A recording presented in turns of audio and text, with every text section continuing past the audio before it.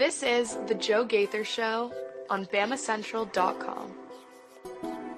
I keep going back into the settings like 10 times looking at this roadcaster.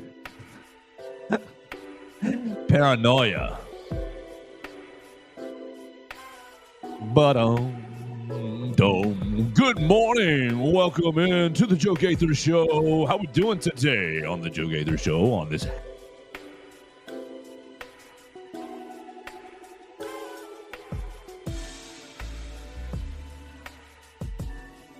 How about that? Welcome back. This is the Joe Gaither Show. We're not clicking backspace. We're not going anywhere. You're not clicking backspace. You're right here on YouTube, Facebook, Twitter.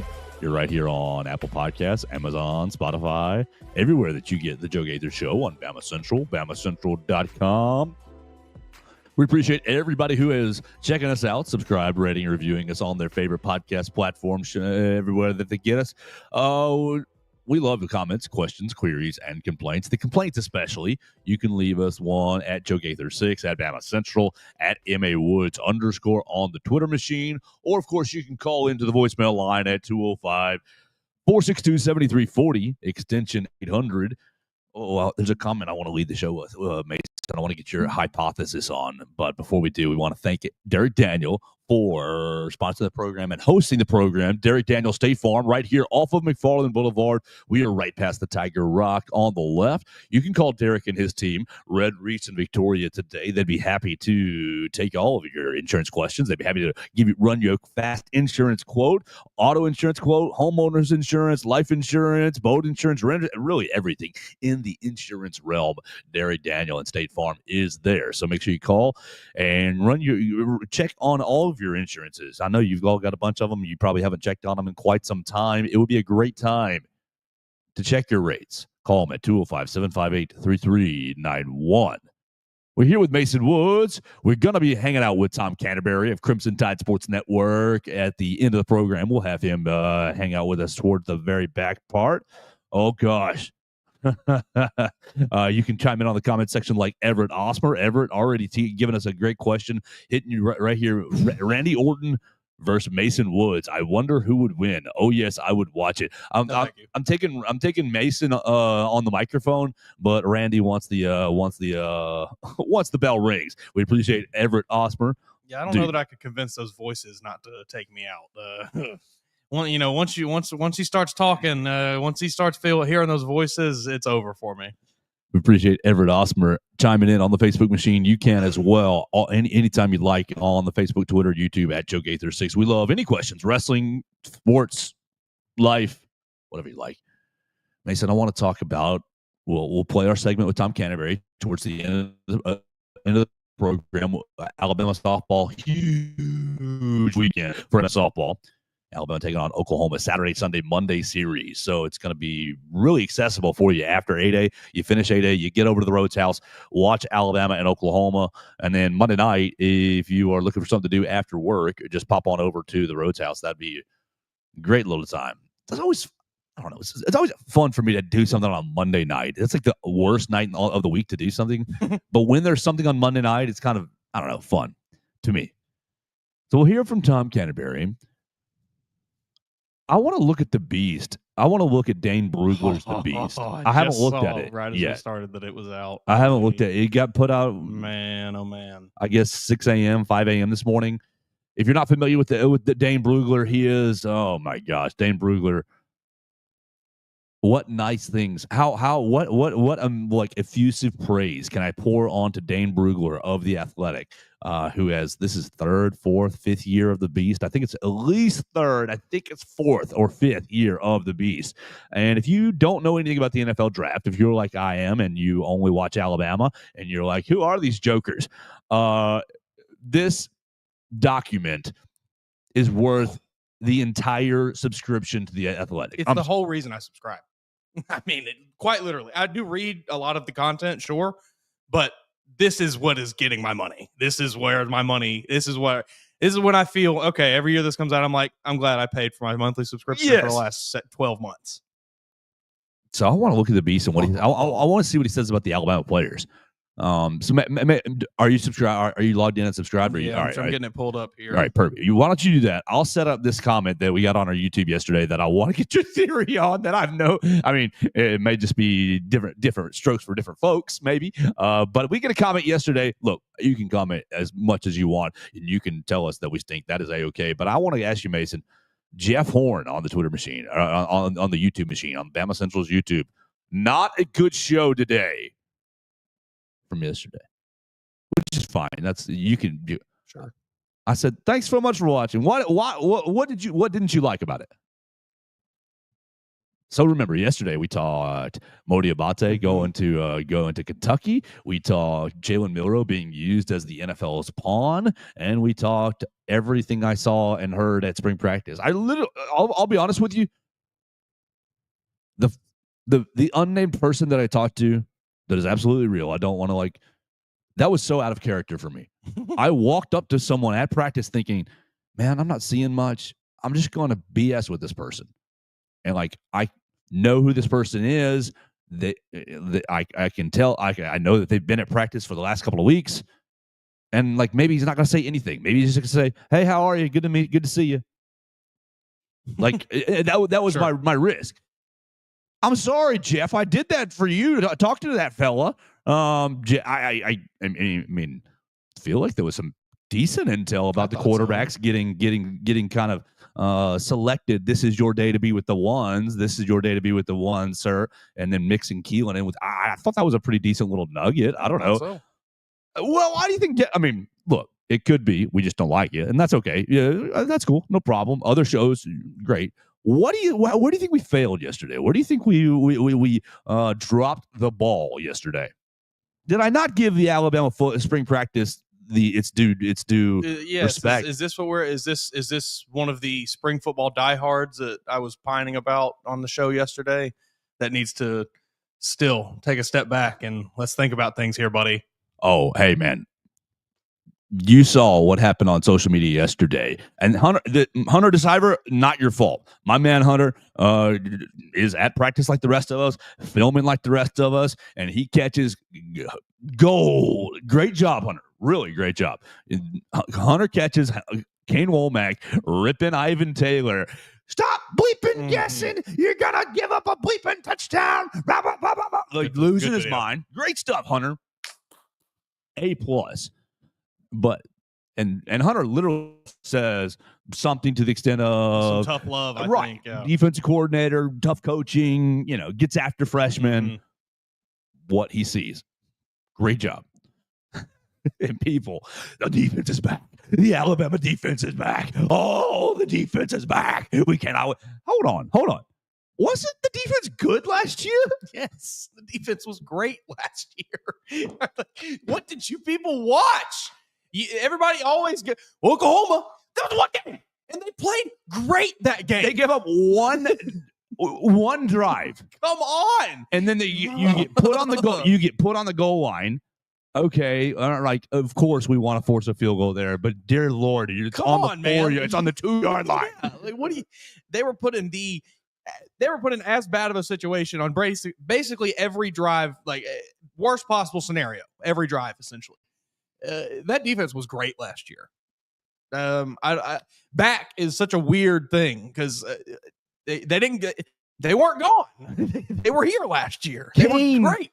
Brought it back last year, last season. The defense is already back. It's been back. Very strange. It's I just don't know. This is the standard of being back. You're the new freshman. We are back, and this is how we do things now. Yes. On this Swarm D. It feels like me and you watched something different than what the rest of these fans watched when we watched this team last year, and I just don't understand where the disconnect is. This defense was great. Defense will continue to be great, most likely. Defense was not our issue last year. I mean, you can complain about little things, sure. We complained about quarterback run a lot, but on the whole, it was A-.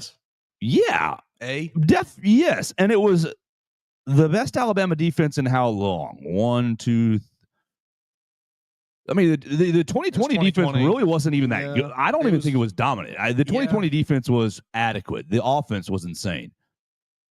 I think this was the best defense. I mean, I did this with Theo the other day. My memory all runs together, so I'm probably going to like miss some obvious number. But since 2018, yeah, that was the next place I was thinking. I mean, because like you said, 2020. I mean, it was mostly about the offense that year. That offense was so ridiculously explosive. Defense didn't really have to do a whole lot other than just not lose the game. You know, they didn't have to really actively win anything for them.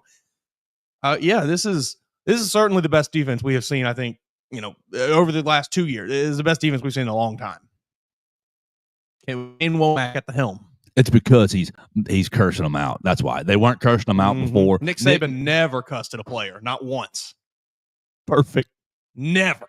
Good job, Billy. That's okay. It's all right. Tell you what, go get you some watermelon slices or some cantaloupe slices on the sideline. We got some cookies for you over there. It'll be okay. Go take you a breather, buddy. We get you a cup of Gatorade. We'll get you back out here next time. What do they think these coaches are doing? I don't know. I don't know.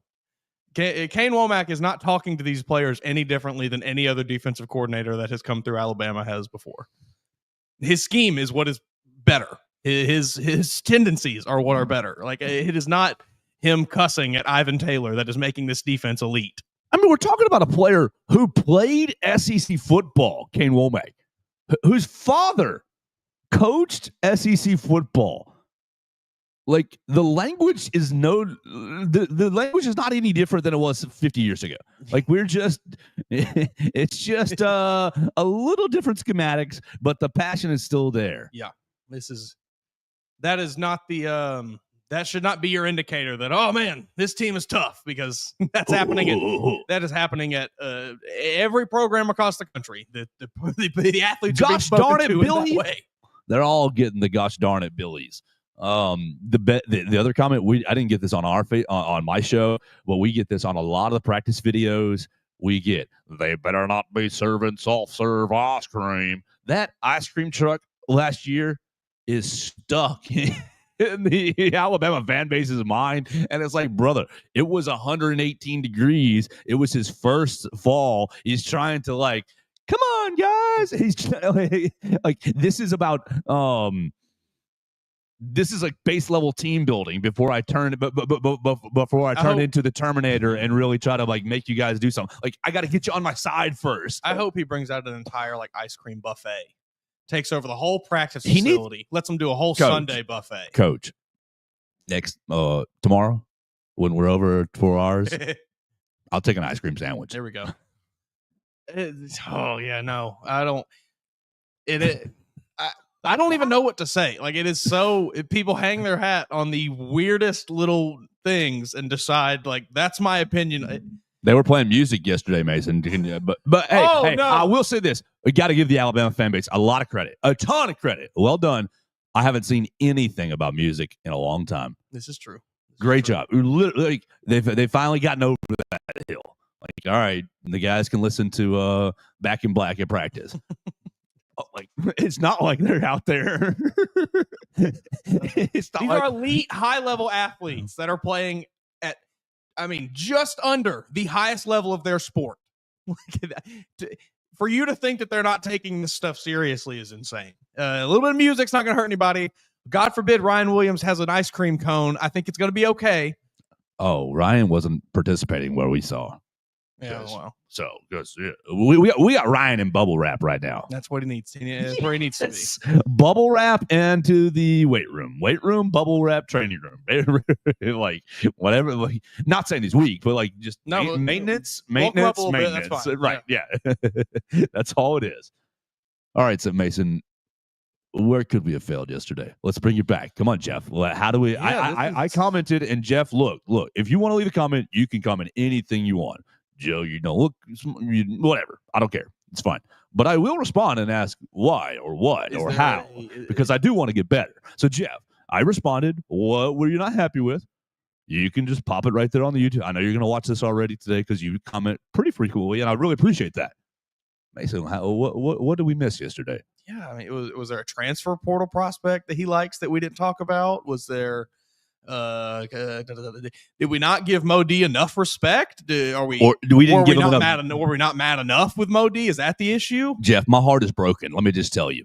Yeah, I'm trying to be a classy fella, but my heart is broken. Yeah, I mean, I'm still hurting about that. I still am sick to my stomach at the thought of seeing Mo D in blue and white. That's awful.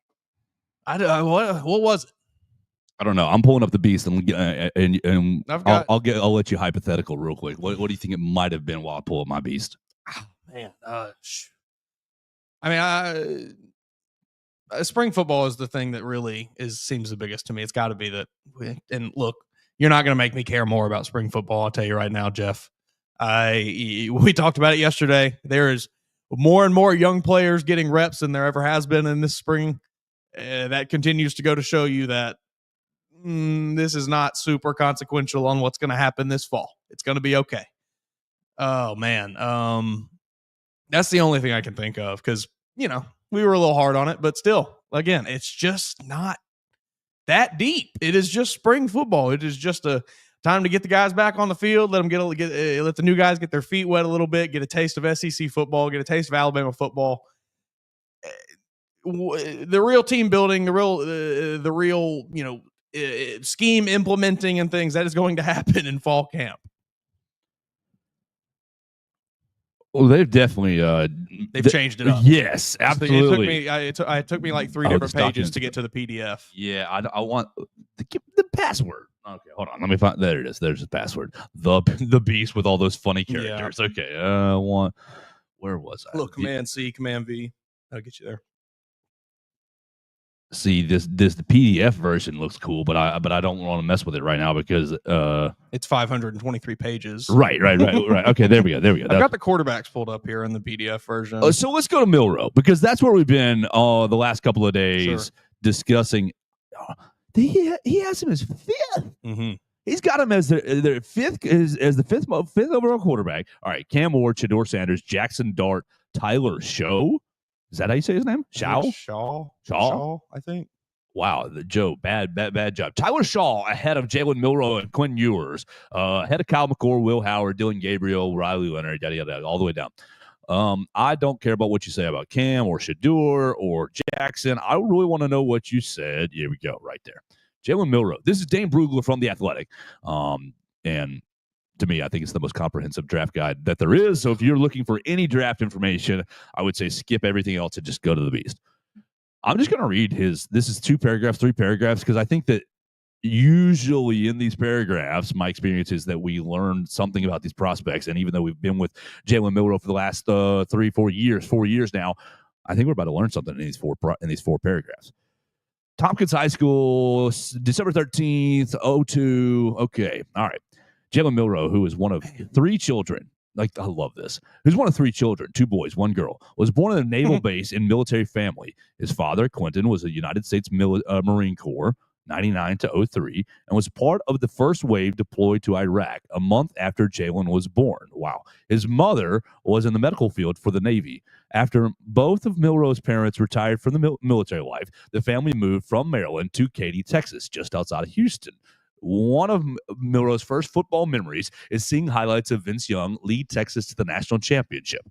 Milroe got his start for the Pee Wee Ravens as part of the Katy Youth Football League and dreamed of being an NFL quarterback. His father was passionate about his son playing quarterback, and the two bonded through daily practice. Jalen has Quentin tattooed across his right arm, his dad's name. In 6th grade, Milroe played for the Football University Sun Devils. His father was the coach and helped lead them to the national championship.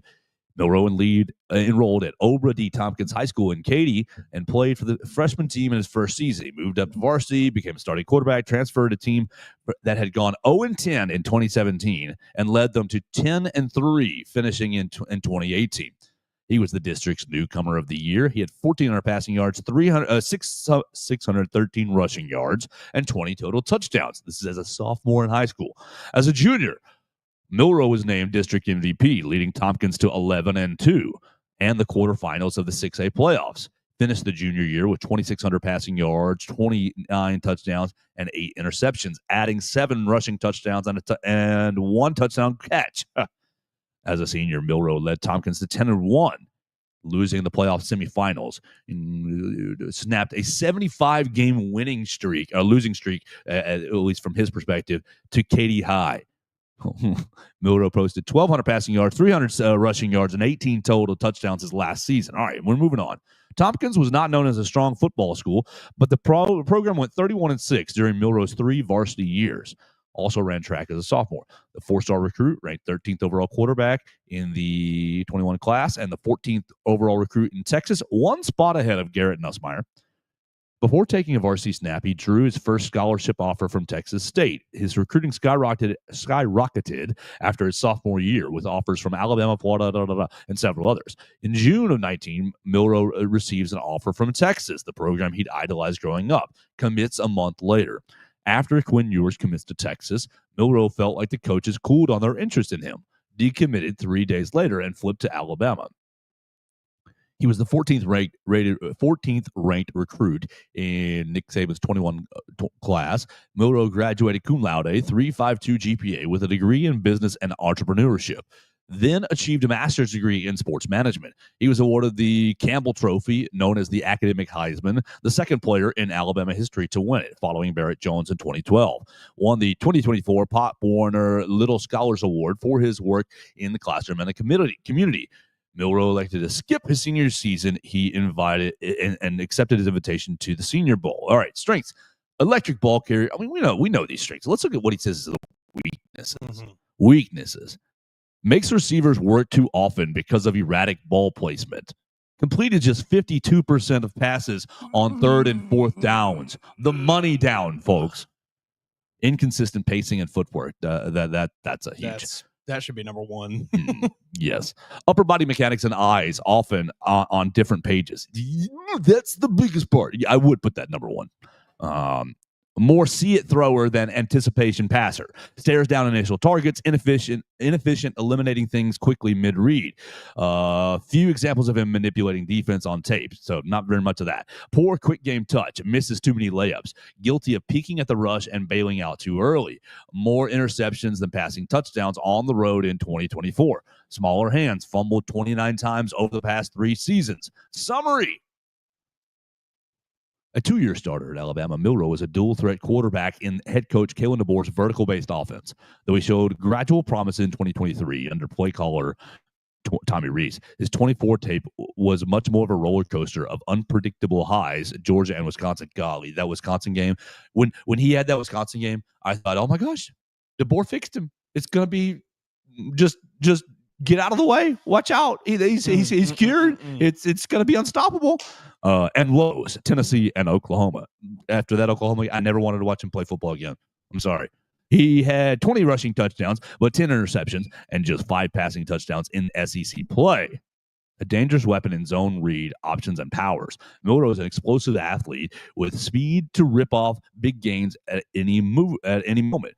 20% of his 2024 carries resulted in gains of 10 yards or more. As a passer, the ball shoots out of his hands to drive the ball shoots out of his hands to drive the ball to every level, but he throws with too much heat and needs to develop his changeup.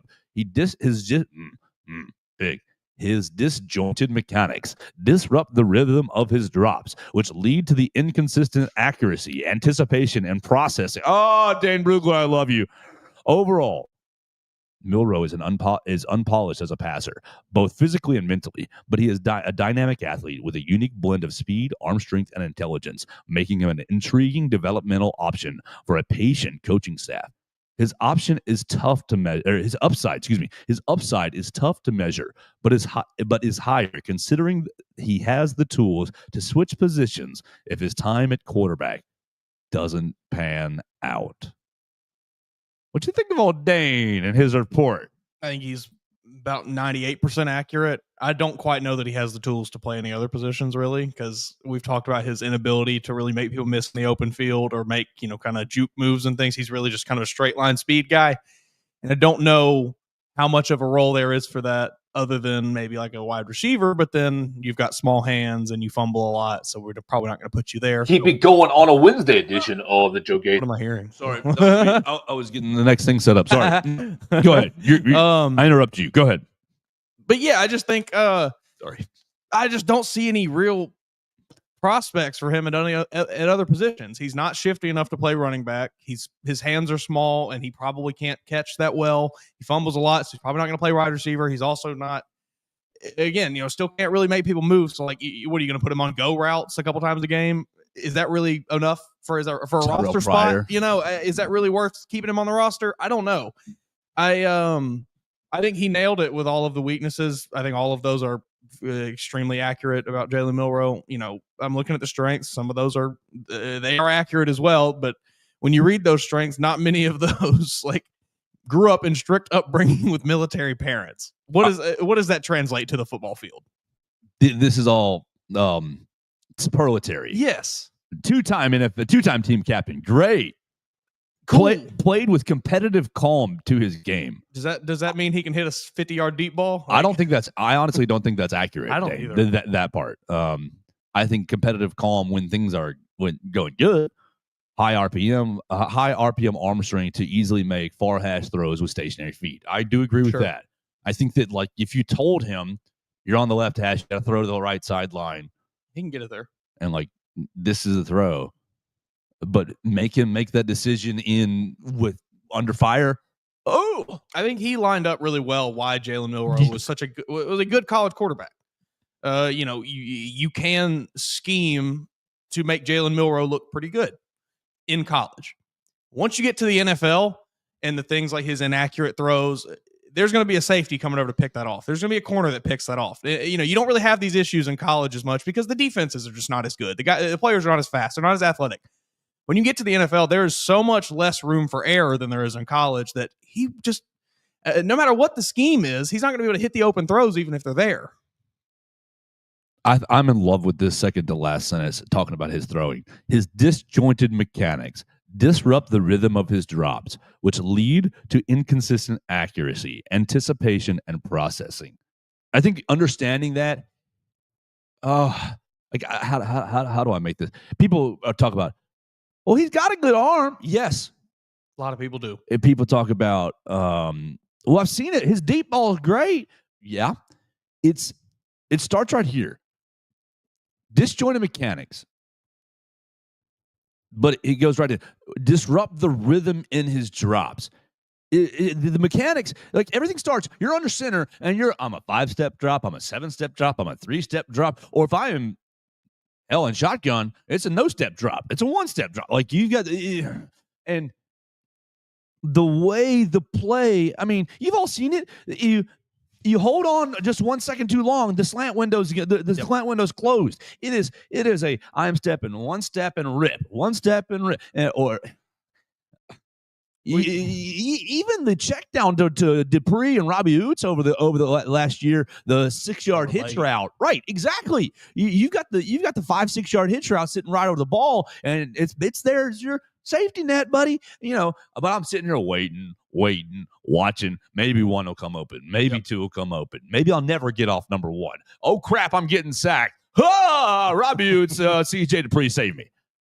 The rhythm, the timing, it's not understanding how I think he does understand. I'll say that. But it's not being able to take the understanding and conceptually apply it to a place where I am the maestro for the other 10, not the other 10 are helping me. You remember us, waxing poetic about Dylan Lonergan. AI quarterback. Jalen Milroe lacked like all of that. That just quick. I know exactly what I'm doing. I know exactly where I'm going. Like he didn't really have that. I don't know what it is. I don't know if it is stubbornness on his part to, I think it's trust. Yeah. You get a high-low read, right? You say it's a drive concept, right? You get a crosser on the bottom, you get a crosser in the mid read. You're playing split game with the linebacker, right? So it's drive. It's easy, brother. I say it's easy, but like you're watching like one player. Yeah. I'm watching the linebacker. Linebacker creeps up, takes the shallow. I am hitting the back guy. And of course, you definitely have more players at play. Sure. You got the other 10 players at play, but this is a one read system right here. You go. What you want to go?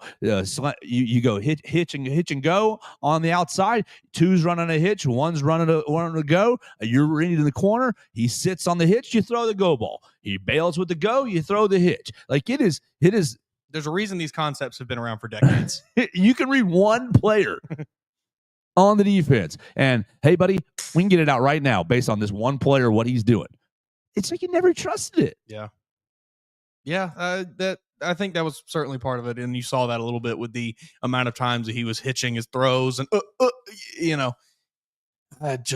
don't know, And I don't. I ask you this: how in the world do you operate as Tommy Rees or as Nick Sheridan with that? And I'm not trying to sit here and be like, "Oh, Jalen was bad. It was objectively like a bad player." He's not a bad player, but like when you're any offense. I don't care what system we're running, triple option, West Coast. It doesn't matter. Like there's a system and a structure and like timing to everything. But you're calling plays and you're sitting here thinking, I don't know if the timing is going to work out.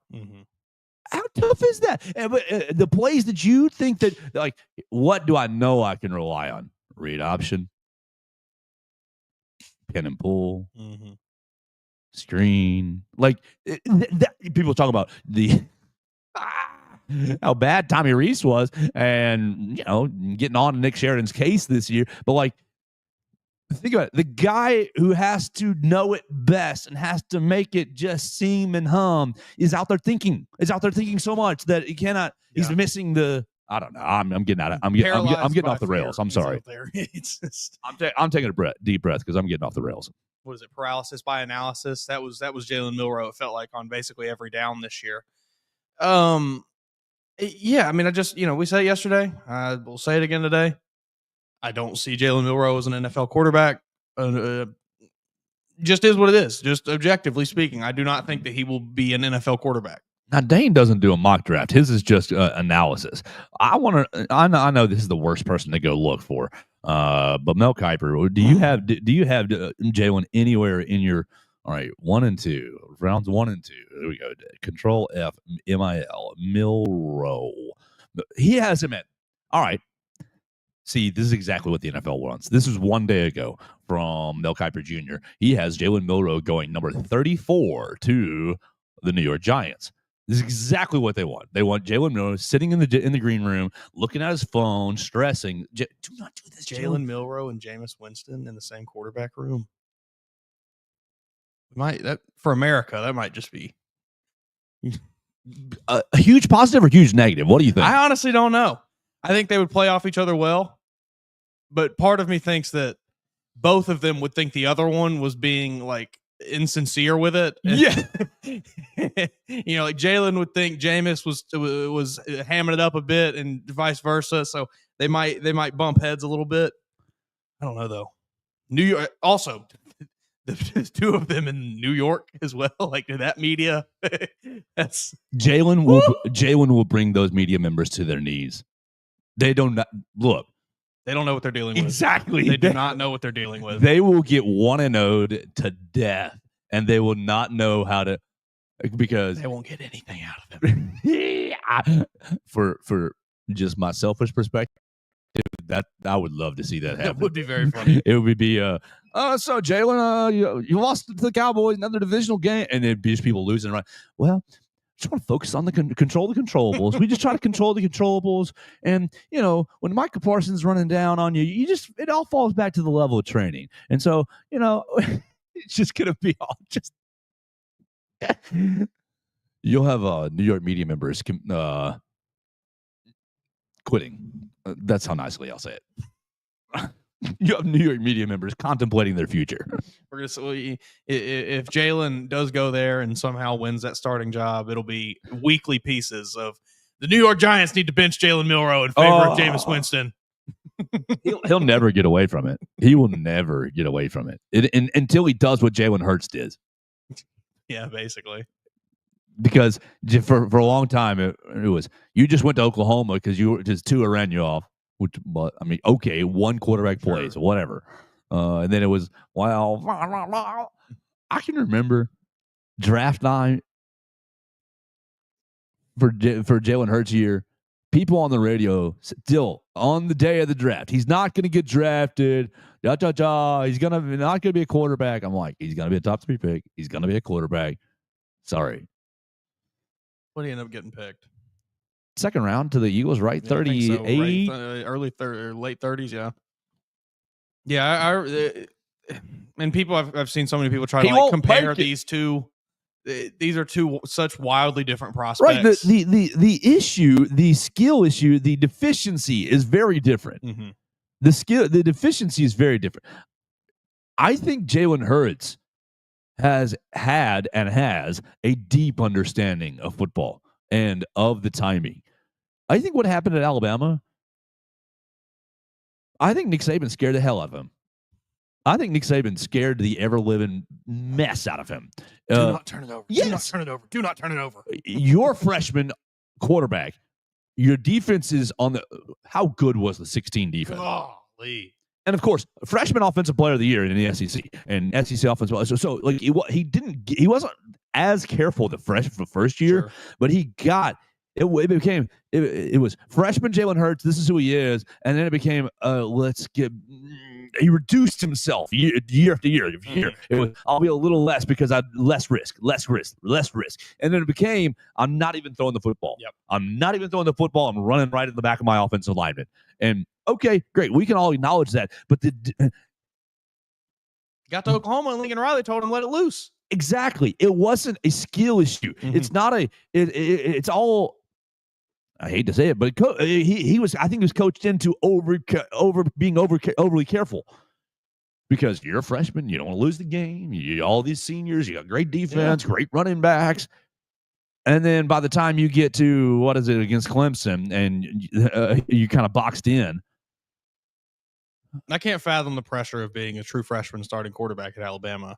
And, just the weight that comes with that, and like having to juggle that as well as also like just developing as a player, developing in your craft. That was not easy for Jalen Hurts to handle that freshman year. You saw him play the SEC title game with anticipatory passing, something that we thought, maybe that he can't do it. I think Nick Saban basically told him, unless it ain't wide ass open, you better be right. And if you're not right, I'm going to rip you up.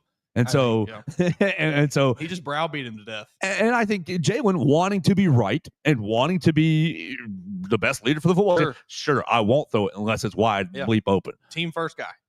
He goes. He develops over the year. He shows you anticipatory. Like basically, when you're in that Georgia game, buddy. Sorry, it's like you turn it over, fine, whatever. Like we're already up a creek without a paddle. Like go play.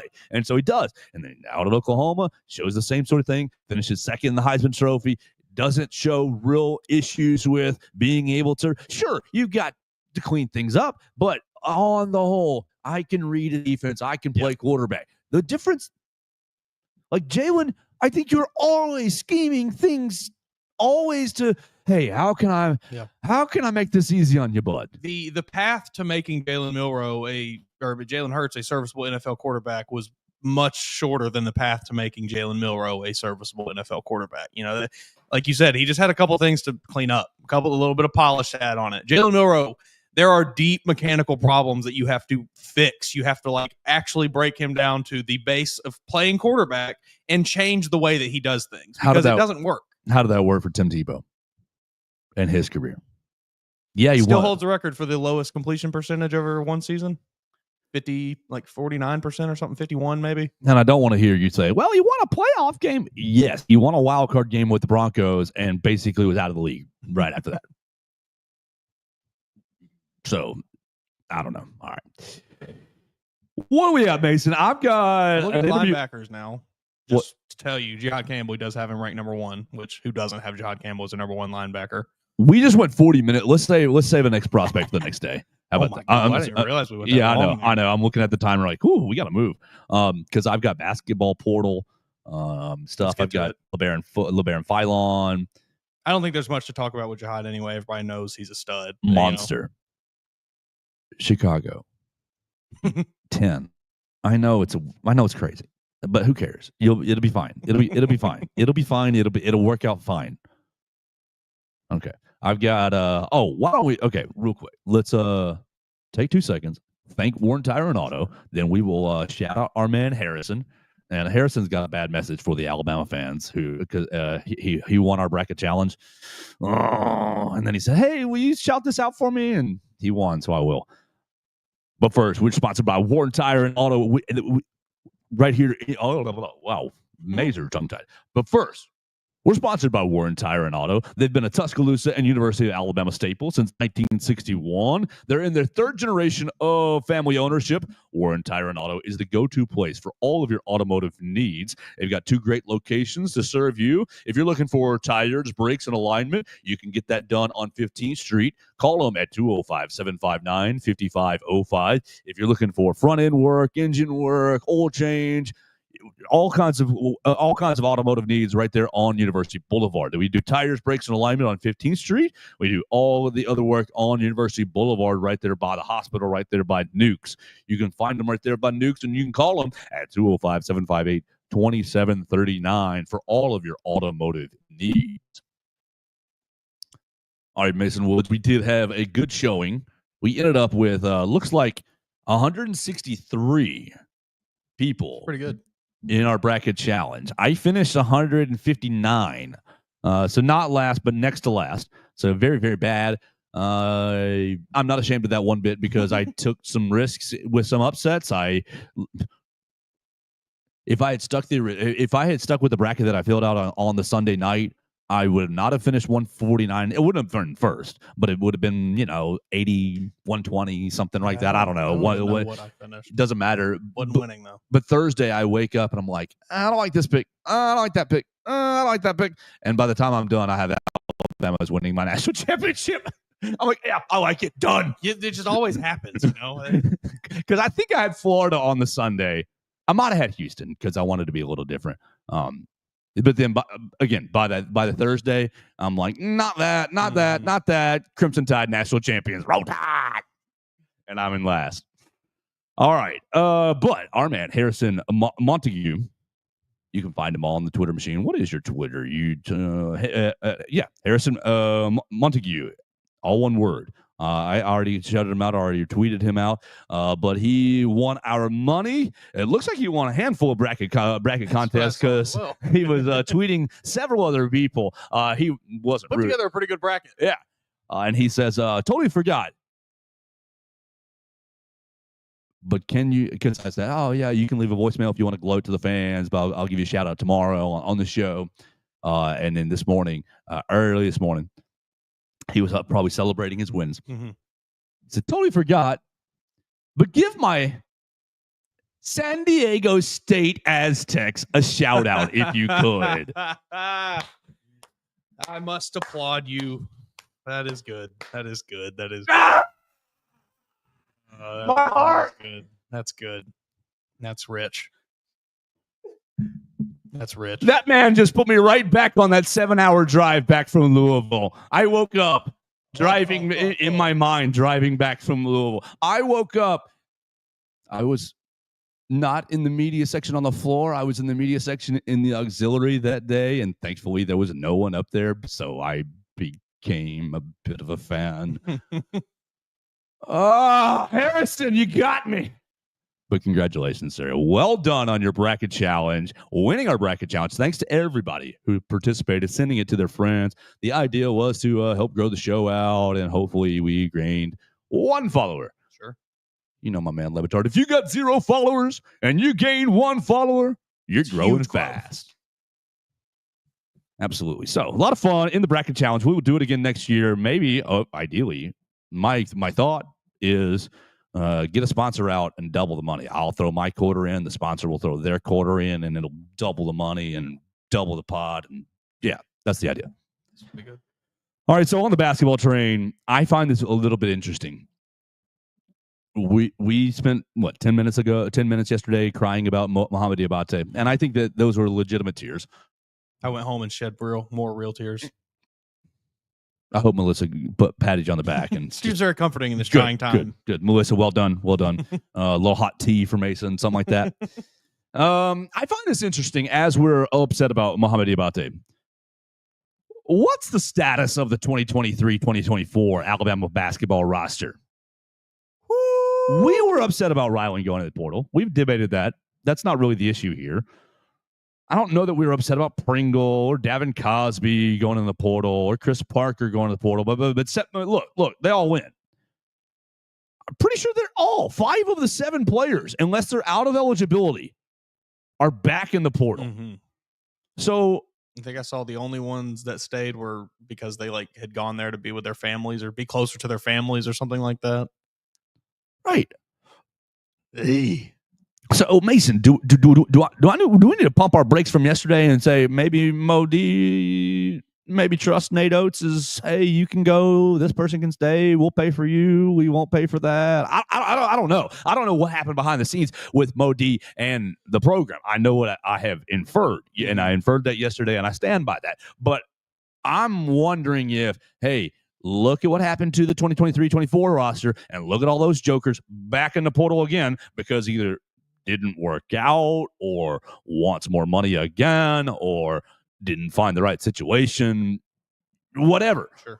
I mean, Davin Cosby's going from Wake Forest to Kennesaw State because I don't know what happened to Wake. I did not watch a single second of Wake Forest this year, but I know he's going to Kennesaw State because Coach Petway believes in him. Coach Petway recruited him. And so we are going from Alabama to Wake Forest to Kennesaw State. And maybe he all along was a Kennesaw State type player, not at Alabama. But point being, he went to Wake Forest and didn't excel. And he's not transferring to Wake Forest and going to Duke. He's not transferring to Wake Forest and going to Carolina. Mm-hmm. Do I need to pump? So here we go, and to wrap it up and to throw it to you. Do I need to pump the brakes, getting upset about some of these current transferees? I think we maybe should. I think we should maybe just trust Nate Oates. The man does know a lot more basketball than you or I do. Probably more basketball than the two of us combined, even. I think we should just, I guess, trust in Oates. We have to. There was obviously a reason that he felt comfortable in letting Modi walk. Whether it was a pure, strictly monetary thing, I don't know. I imagine there was an aspect of what are we really going to be getting from you? Because you're not going to be, like we said, just not a starter. He was always going to be a man off the bench. So, I'm sure there's a multitude of factors that played in there, but I think we just have to trust Nate Oates, just trust that he made the right decision there. I think it's really should be just more of a cautionary tale to any of these players looking to leave the program. Because look, I know Nate Oates has not won a national championship. I know that he has not won a Final Four game.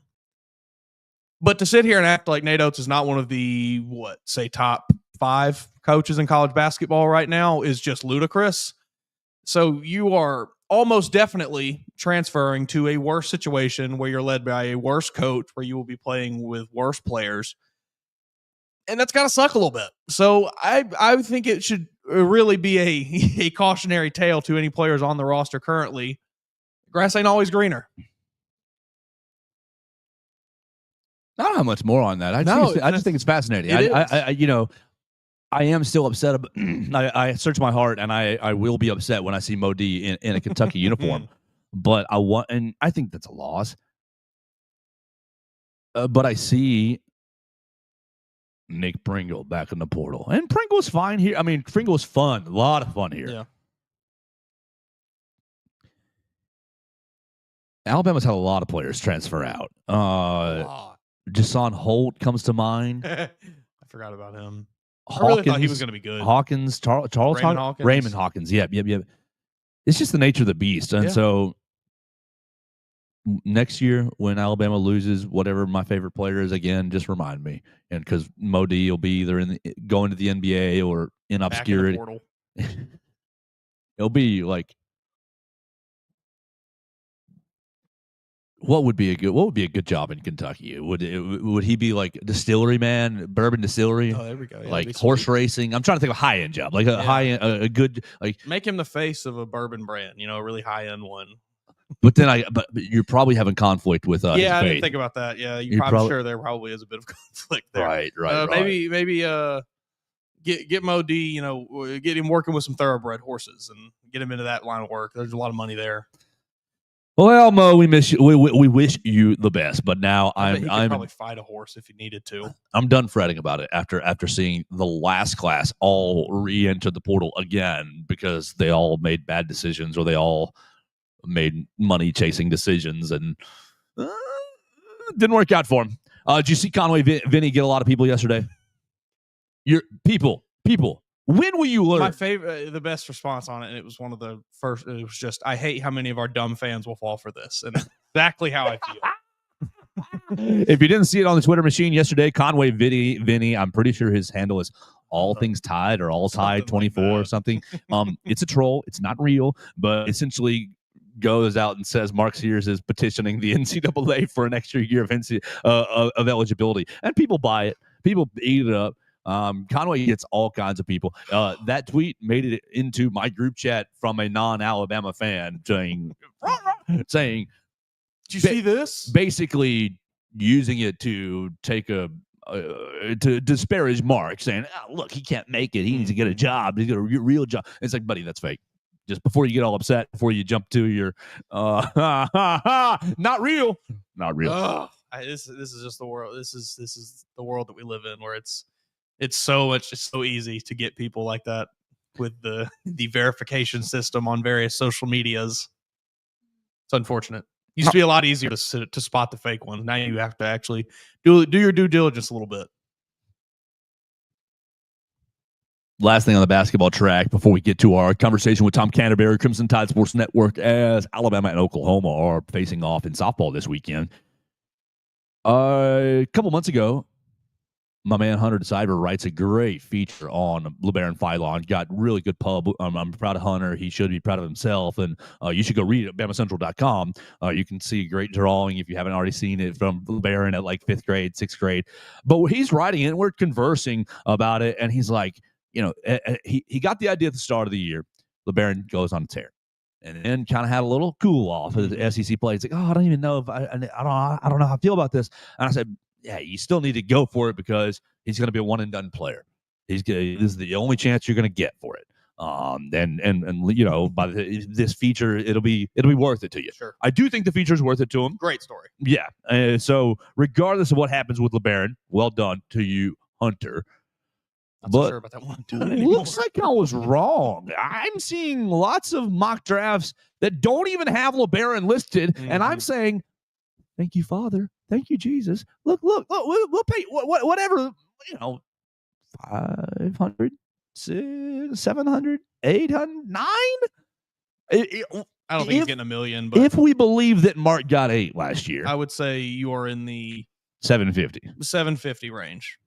All right. And I would think. I don't know. Again, and are we leaning towards locked LeBaron Philon starting to be locked in back in Tuscaloosa? Yeah. You don't let him go away. Not in NBA. There's no world where he goes, gets feedback, and stays because he's going to go to the draft. He's going to get the feedback. There's certainly a world, I guess, where he goes and meets with a couple people and performs in front of some folks, and they tell him, "Hey, buddy, there's a chance. We're looking at you maybe into the first round."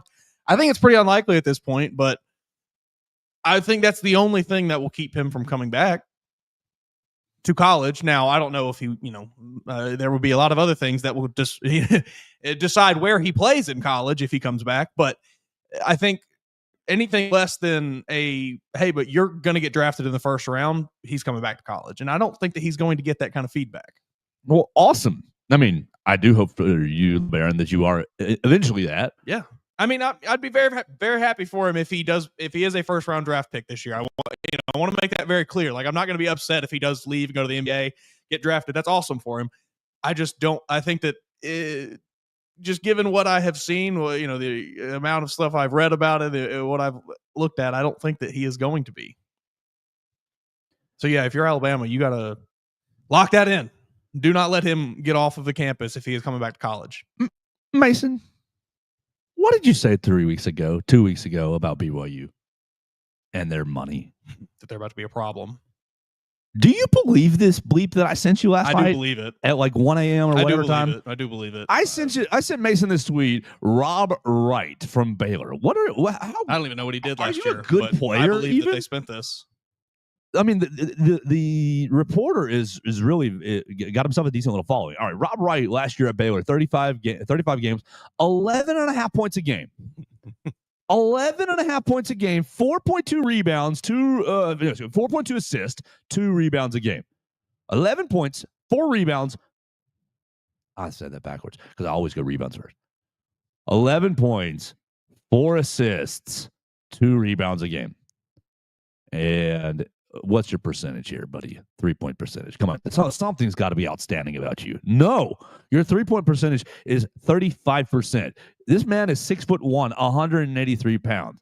Grayson Grundhofer tweets, and Grayson Grundhofer's background is director of broadcasting and recruiting analyst, co-host for Bearcats 3500, college football analyst, Sikkim 365, some Baylor network, largest online Baylor community, 14,000 followers. He tweets, a source close to the situation tells me that Rob Wright to BYU is a done deal. And the NIL amount is $3.5 million. Somebody just sneezed and came up with that. That's Dude, nothing. What? Nothing to him. What? You're going to... what did we say?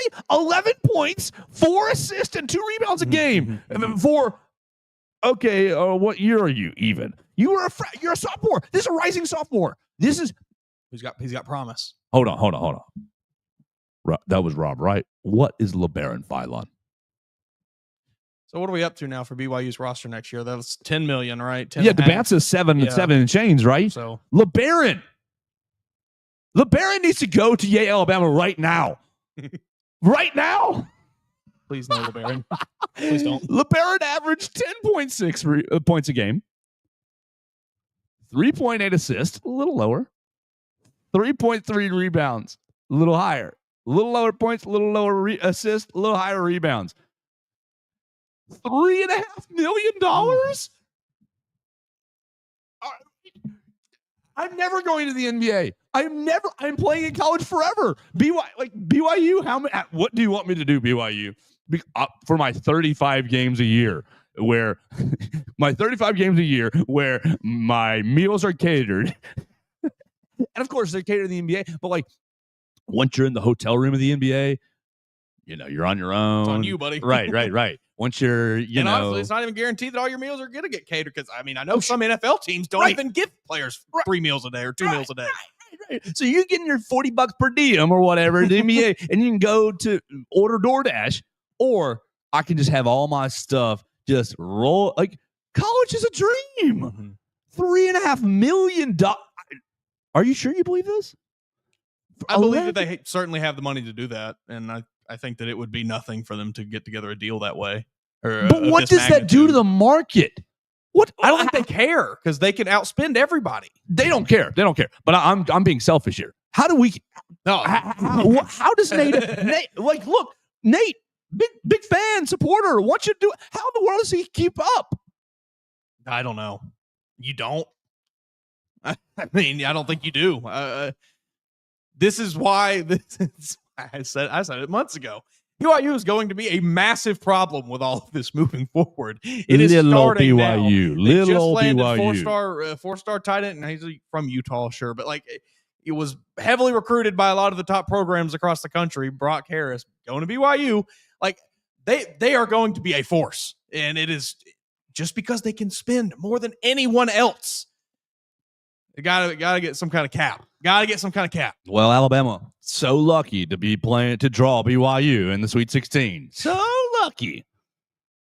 Do your own research. I urge anybody to look into it yourself. Find out all of the assets and things that the Mormon Church has at their disposal, and you will be shocked.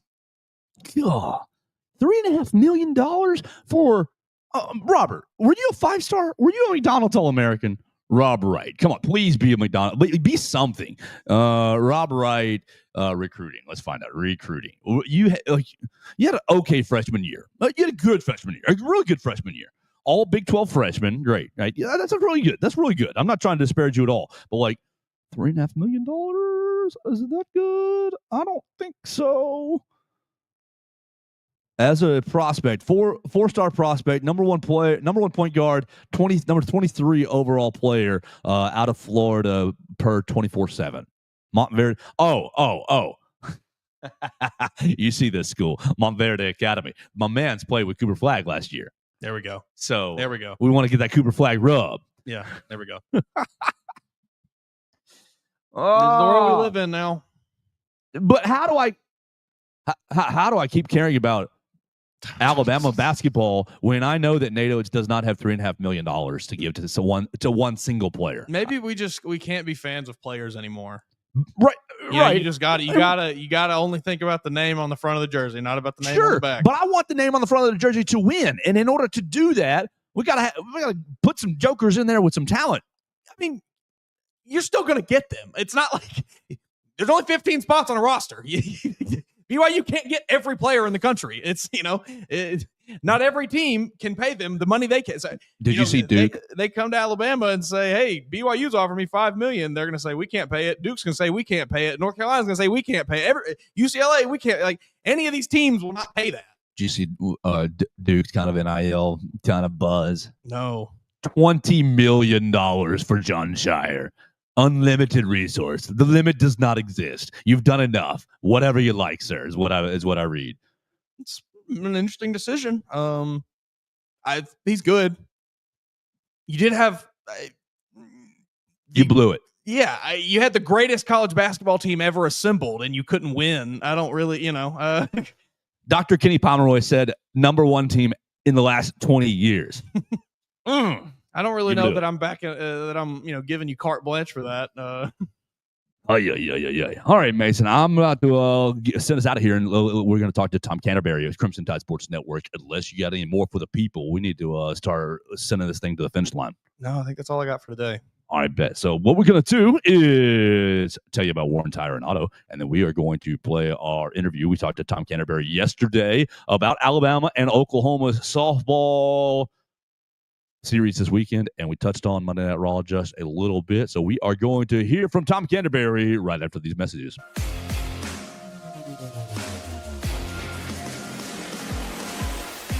So my name is Russ Warren, and I'm one of the owners here at Warren Tire. We started in 1961. My granddad on University Boulevard, so we've been kind of a staple here in the Tuscaloosa and the University of Alabama community since then, and so thankful to be in the third generation.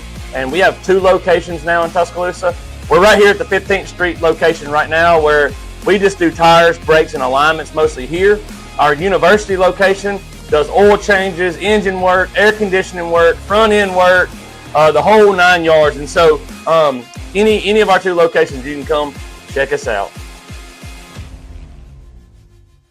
On BamaCentral, BamaCentral.com, and let's turn our attention to the weekend. We already talked about A-Day. It's going to be a lot of fun watching Alabama practice. But once the Crimson Tide is done, you guys all need to make your way over. You probably already have your tickets. Maybe they're sold out to the Rhodes House to watch Alabama take on Oklahoma. And to do that, set up this week's series, I'm very, very honored to have Tom Canterbury, the voice of the Crimson Tide Sports Network of Alabama softball on the Crimson Tide Sports Network. And you guys can check him out at TCanterburyRTR on the Twitter machine. Tom, good afternoon. How are you? Good. How's it going? Having a great day so far. Getting ready for a busy, busy weekend. It's Masters weekend, and we just had a Final Four, so the sports calendar is really, really in high gear. You guys had a huge weekend as well. Maybe unfortunate on the results side, but the AP poll still says this Alabama softball team is a really quality team, and we've seen that. I've seen that with my own eyes 2 weeks ago, watching them play and beat Georgia, winning their first SEC series of the season. Since the last time we checked in on you, I think we've played 2 or 3 SEC series. How are we feeling about the softball girls? They're still just right there. Yeah, I agree. They're very, very close. It is a team that has a blend of both experience and youth, and it is still trying to gel together and hopefully that's going to happen here. Needs to happen this week for things to go well. But as we move toward, there's only 13 regular season games left. We're not that far away from postseason play, so hopefully they'll all get joined together by then. But yeah, you definitely see a lot of the flashes and the possibilities of a very high ceiling for this team still too. But the problem is you're running into teams that are kind of playing at their ceiling, and that's where you got at this past weekend in Baton Rouge against the top 5 LSU team. You definitely saw that on Friday night when Alabama just got blitzed by LSU. The Tigers had 3 runs in the bottom of the first inning before I had finished the pregame reads basically, and it just took. You were in too big of a hole. You had a couple of opportunities, but Sidney Brazan was pitching extremely well for LSU and kept Alabama off balance the entire game. But then game 2, it was a 2-1 LSU win, but Alabama had great chances. They unfortunately left the bases loaded twice in both the 5th and the 7th inning. So you knew you were right there. And then game 3, you kind of finally put it all together. And, we talk about, you don't get swept at Alabama. Alabama's not been swept in a 3-game series since 2013. And there's nobody else in the conference that can say anything close to that. And the reason why is because of what you saw on Sunday, a really good performance all the way around, both in the circle and at the plate by Alabama. Got a good win and some positive vibes moving forward to Oklahoma this next weekend. Absolutely. The girls are going to be in action in Rhodes Stadium on Saturday, Sunday, Monday. It's going to be a 3-game set this weekend against number 2 Oklahoma, Saturday at 3 o'clock, Sunday at 5, and then Monday at 6 o'clock. So 3 really great times, honestly, to check out some high-level softball here in Tuscaloosa. You can see them on Saturday on ESPN2. But really, you're going to be, if you're not in town, listening to the game on Catfish 100.1 and their app to listen to Tom Canterbury on Crimson Tide Sports Network. All right, so we've seen the team make some progressions, and as we said, the team is close. I've, in my amateur eyes, see some pretty good pitching from Jocelyn Brisky and really her counterpart, Kaylin Riley.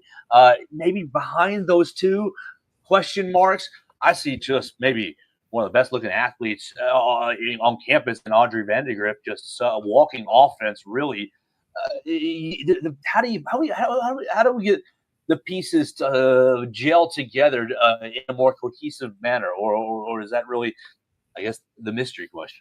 Yeah, and there are a lot of pieces to the puzzle that are really, really good. It's just, and I think Alabama has all those right pieces there. It's like you said, it's just finding, putting them together in the right spots. Audrey Vandegrift is one of the premier leadoff batters in the conference, if not the country, as a true freshman.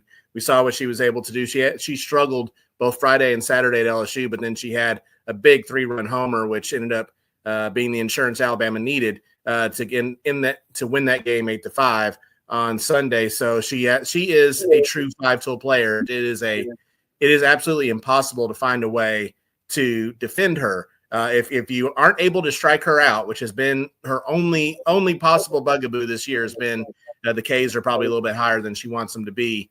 If she puts it in play, it's impossible to defend because she is so fast. Kayla Bro, who is assistant coach for the team, obviously, and an all-time great at Alabama, probably has been considered the fastest player in program history, and Bro will tell you that Audrey's faster. So, I will take her word for it. And so she is so fast, a normal 2-hop ground out to short, she can beat it out.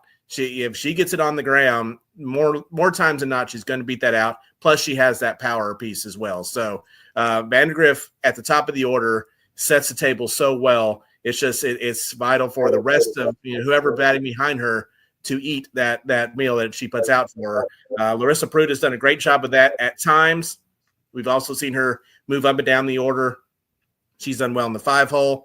Callie Hevlin has been outstanding this year as a senior, and she moved up to the 2-hole on Sunday. And interesting to see if that's going to be the answer moving forward, or how that's going to work out. So you just need a little bit more from the power pieces behind Vandegrift offensively. Pitching wise, we have not seen just a shutdown ace that's going to go out there and just blow people away for 7 innings like Caleb Beaver and Montana Fouts could do. Justin Brisky has shown flashes of that, but has not really kind of been able to do it for 7 innings. So it's finding the combination. All right, if Brisky's going to start, who's going to come in the 5th or the 6th? It's like finding that right combination. Or do we start somebody else and then let Brisky come in the 3rd inning and finish things off?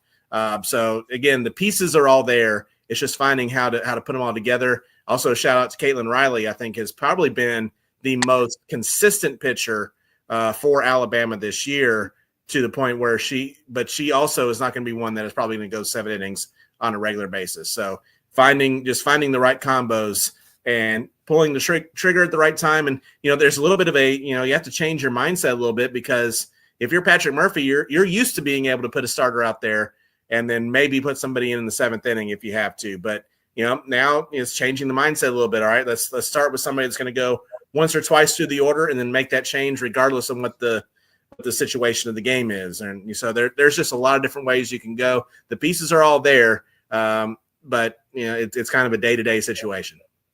We're talking to Tom Canterbury of Crimson Tide Sports Network. You follow him at T Canterbury RTR. So I'm just going to ask you a pointed question. What do you think the issue is preventing them from what might prevent them from putting the pieces together? Is it inexperience? Maybe nerves? Do you think it's, as you might have alluded, when Coach Murphy is making what decision? What do you think might be the reason the team has struggled to put it together? Well, I think a lot of the reason is the rest of the SEC is dang good.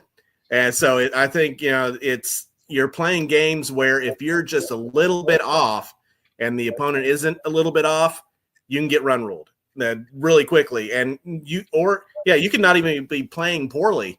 And just, if the other team is finding the holes and you're not, it can get out of hand quickly.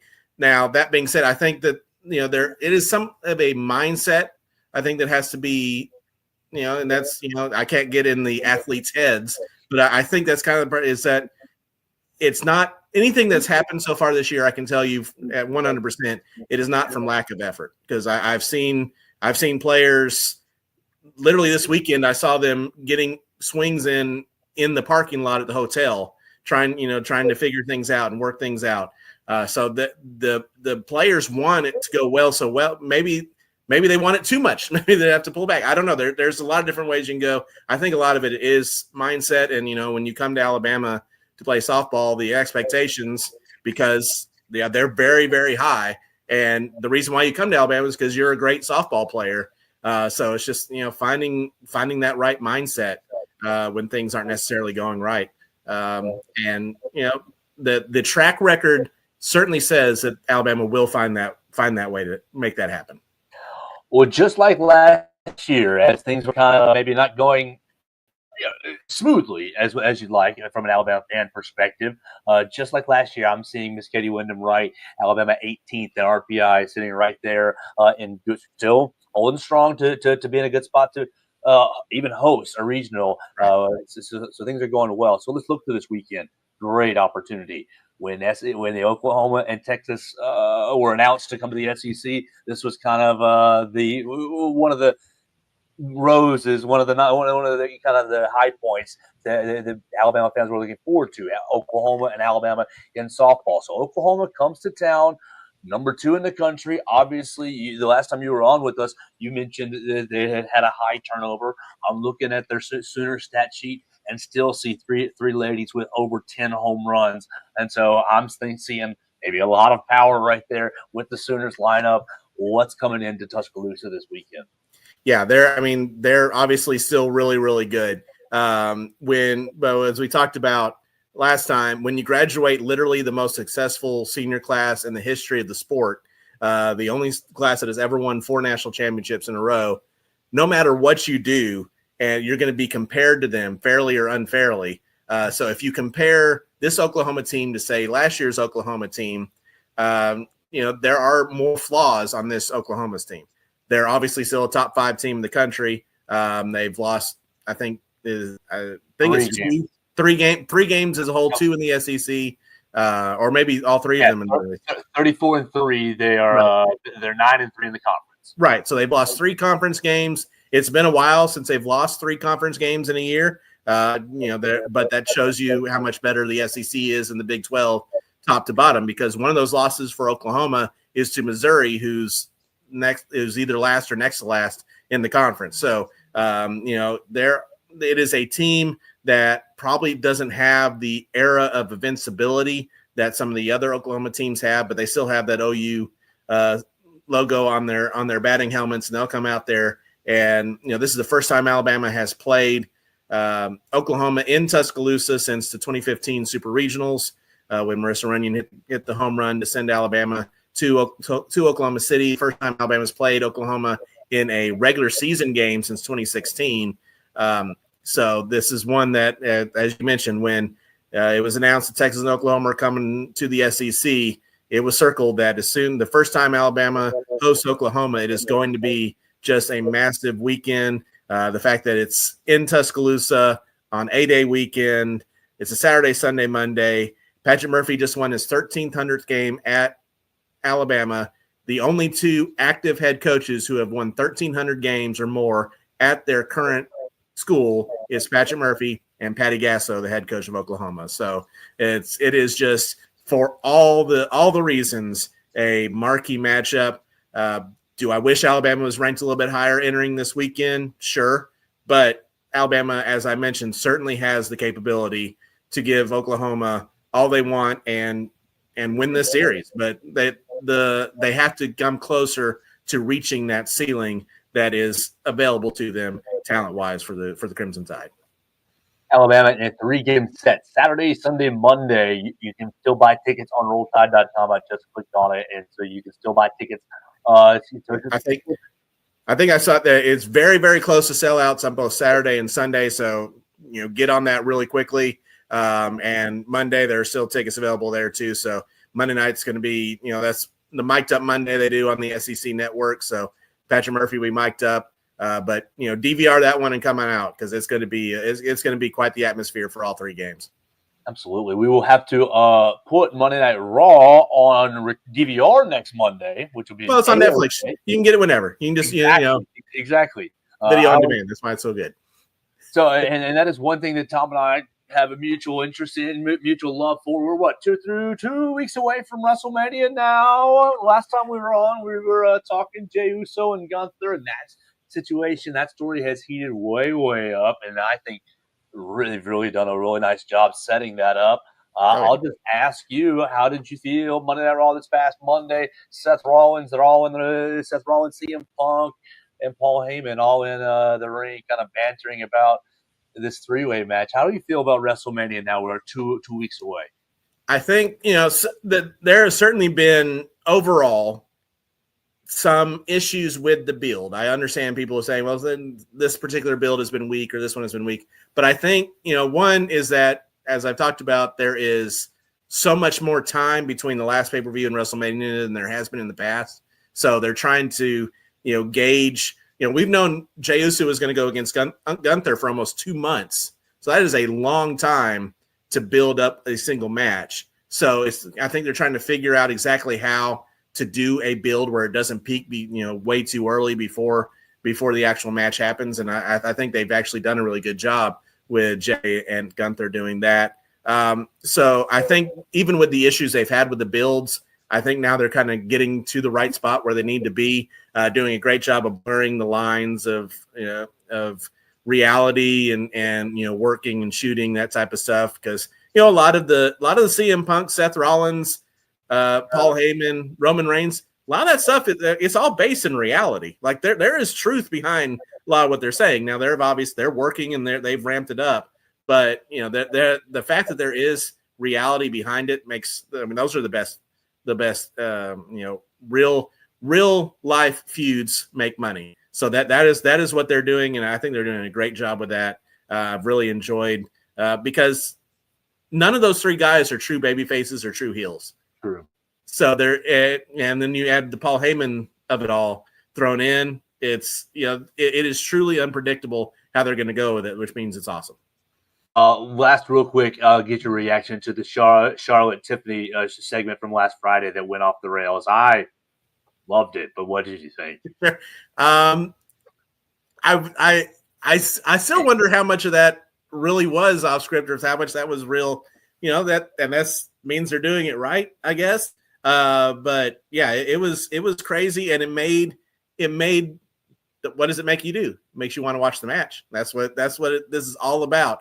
Why do you do it? Why does Raw and SmackDown exist? To make you watch the pay-per-view. And that's what this is for. And man, I'm a Charlotte Flair guy. I have socks of Charlotte Flair. She is the queen. And I saw there was somebody that said, well, if Charlotte Flair wins this match, the people are going to boo. It's like, well, I guess she's the heel. So yeah, people will boo. That's kind of the point.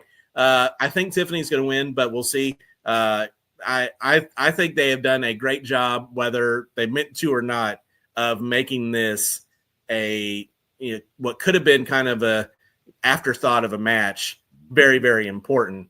Now the thing is, they actually have to deliver it, the match itself, and I think both of those are two of the most athletic workers on the roster, male or female, but definitely of the females, that I think they're going to do a great job. It's going to be a lot of fun, and Tom and I will be watching it, and we'll talk about it. Yeah. Tom, I will catch up with you this weekend, as you're going to be working very hard, calling Alabama and Oklahoma. Tell everybody where they can find you. Download the Catfish app and everything, every way that they can listen to your coverage. Will you guys have the booth cam this weekend? I believe so. I'm not sure which games of the weekend we will have it. We will have the booth cam. I would think definitely on Monday, but there may be one. He may be. I think Ethan might be a little busy on Saturday with A-Day and all that stuff, but hopefully Sunday, but definitely Monday we'll have the booth cam, which is available at all Crimson Tide Sports Network social media pages. You can listen to us over the air, 100.1 FM, Catfish in Tuscaloosa, catfishtuscaloosa.com. The Catfish app, also the Varsity app, is a great resource. All Crimson Tide Sports Network products are on the Varsity app, so all broadcasts are there. So you can go back and listen to those on demand too. So definitely get that Varsity app. Tom, thanks so much for your time. Thanks, Joe. Absolutely. That's Tom Canterbury joining us on a Wednesday, and you guys need to get out to the Rhodes House to watch Alabama and Oklahoma. You're already coming into town for A-Day. A-Day will be wrapping up, 1:30, 2 o'clock. You will be going over to the Rhodes House for Alabama softball. Alabama, it's going to be at 3 o'clock on Saturday, 5 on Sunday, and 6 o'clock on Monday. We'll be right back to close the show right here on the Joe Gaither Show on BamaCentral, BamaCentral.com. And we appreciate Tom Canterbury joining us. We appreciate all you guys for tuning in today to the Joe Gaither Show on BamaCentral, BamaCentral.com. Y'all checked us out on the BamaCentral YouTube channel. Harrison Montag replied to me on the Twitter machine and said that I got his name a little bit wrong, so I want to make sure it was right. We want to congratulate Harrison Montag for winning the Joe Gaither Show on BamaCentral's Bracket Challenge this year.